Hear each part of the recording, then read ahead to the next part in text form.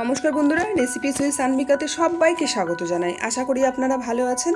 আজকে আবারও চলে এসেছি দারুণ একটি মজাদার রেসিপি আপনাদের সাথে শেয়ার করতে, যেটা ব্রেকফাস্টেও আপনারা করে খেতে পারেন বা ডিনারেও আপনারা করে খেতে পারেন, যেটা রুটি, পরোটা, নান, বাটোরা সমস্ত কিছুর সাথেই ভালো যায়। আজকে আমি স্পাইসি ছোলে মশালার রেসিপি আপনাদের সাথে শেয়ার করব। রেসিপিতে আপনারা শেষ পর্যন্ত থাকুন এবং দেখুন কেমন করে করছি।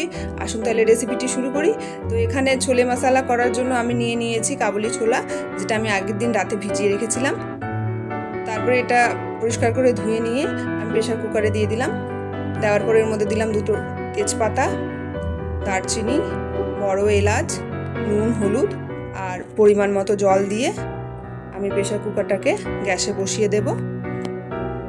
এই রেসিপিটি দারুণ লাগে খেতে, আপনারা অবশ্যই এই রেসিপিটি করে খেয়ে দেখবেন, তারপরে আমাকে কমেন্টে জানাবেন কেমন হয়েছিল।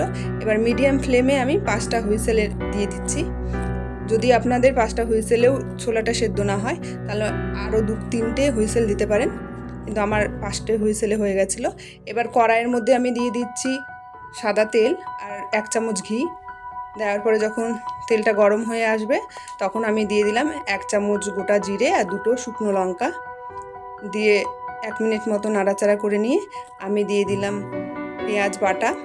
পেঁয়াজ বাটার পরিমাণটা একটু বেশি লাগবে। আমি এখানে 2টো মিডিয়াম সাইজের পেঁয়াজকে পেস্ট করে নিয়েছিলাম। তারপরে নেড়ে চেড়ে নিয়ে এখানে আদা, রসুন, কাঁচা লঙ্কার পেস্ট দিয়ে দিলাম, দিয়ে আবারও ভালো করে নেড়ে চেড়ে নিচ্ছি। তারপরে এটার মধ্যে গুঁড়ো মশলা অ্যাড করছি, যেমন হলুদ গুঁড়ো, কাশ্মীরি লঙ্কা গুঁড়ো, জিরে গুঁড়ো, ধনে গুঁড়ো।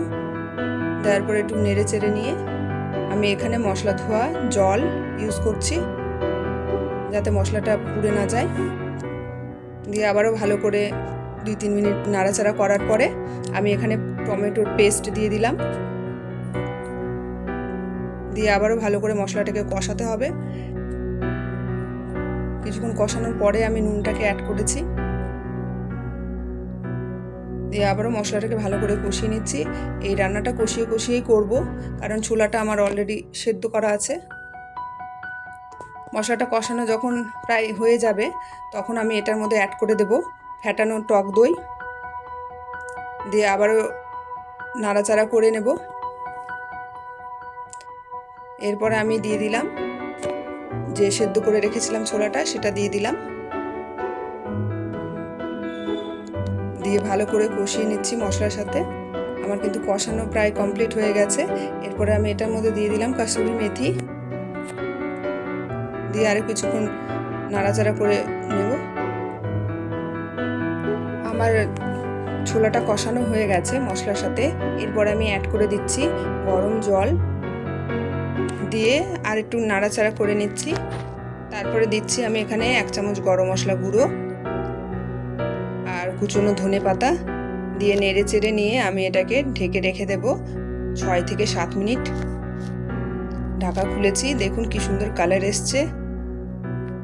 আবার আমি এটাকে রেস্টে রেখে দিলাম 5 মিনিট। গ্যাস অফ করে দিয়ে আমার কিন্তু ছোলে মশলা রেডি হয়ে গেছে, সার্ভ করে দিচ্ছি। এটা কিন্তু বাটোরার সাথে দারুণ এর কম্বিনেশন, খুব ভালো লাগে খেতে। আপনারা অবশ্যই এটাকে ট্রাই করে দেখবেন আর আমাকে কমেন্টে জানাবেন। আর যদি ভালো লেগে থাকে প্লিজ প্লিজ প্লিজ আমার চ্যানেলটিকে সাবস্ক্রাইব করে আমার পাশে থাকবেন আর আমার রেসিপিগুলোকে শেয়ার করবেন। আপনারা এতক্ষণ আমার ভিডিওটি দেখলেন, তার জন্য আপনাদের অনেক অনেক ধন্যবাদ। আবার দেখা হবে নতুন আরেকটি ভিডিওতে। থ্যাংক ইউ, ভালো থাকবেন।